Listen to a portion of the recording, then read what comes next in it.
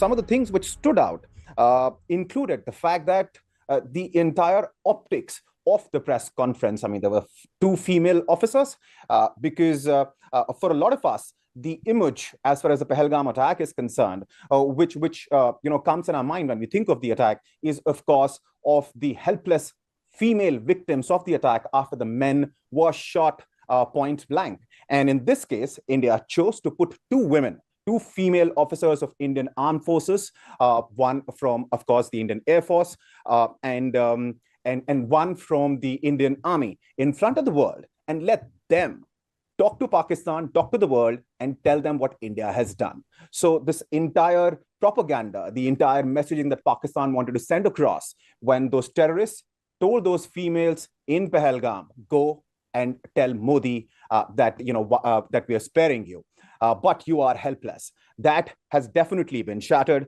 Apart from that, another thing which stood out for me was, of course, that there was no mention at all of any kind of aerial assets of India being hit.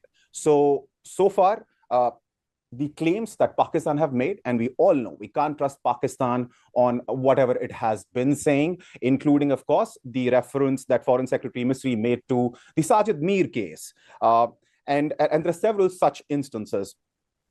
Another important point which was made by the Foreign Secretary was that India reserves the right to respond or launch preemptive strike in case of an escalation by Pakistan.